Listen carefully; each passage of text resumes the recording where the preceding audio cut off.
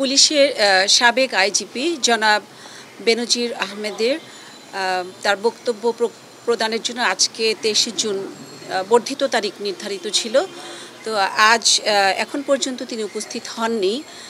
এখনও দিনের কিছুটা অংশ বাকি আছে।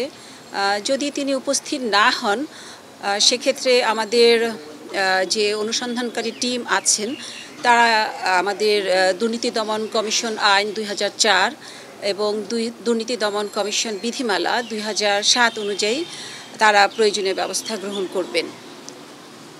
আর তিনি অবশ্য আমাদের কাছে একটি লিখিত বক্তব্য পাঠিয়েছেন তার আইনজীবীর মাধ্যমে। সেই বক্তব্যে অবশ্য আমাদের তারিখ বর্ধিতকরণের বিষয়ে কোনো কিছু লিখেননি।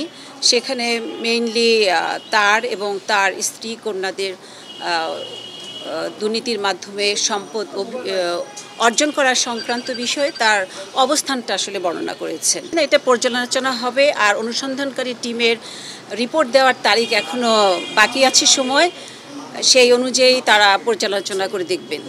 এনবিআরের সদস্য জনাব মোহাম্মদ মতিউর রহমানের বিষয়ে জানতে চাচ্ছেন যে গত 4টি কেসে ওনার অনুসন্ধান হয়েছিল, সেক্ষেত্রে আলোর মুখ দেখেননি। আর এটি তো অনুসন্ধান তখন দেখেননি কেন বা কি সেটা কমিশন পর্যালোচনা করবে। অভিযোগের মাত্রা বা অভিযোগের ধরন পরিবর্তন হতে পারে, আমরা এখনও জানি না, সেগুলি অনেক আগের ঘটনা। আর এটি হচ্ছে নতুন ঘটনা, 4/6/2024 তারিখ, খুবই সম্প্রতি, আপনারা জানেন, বললামই আমি। সেটি কমিশন যেহেতু আমলে নিয়েছে, একটি টিম কাজ করছে। এই অনুসন্ধানকারী টিম স্বাধীনভাবে কাজ করুক, আমরা ফলাফল জানতে পারব।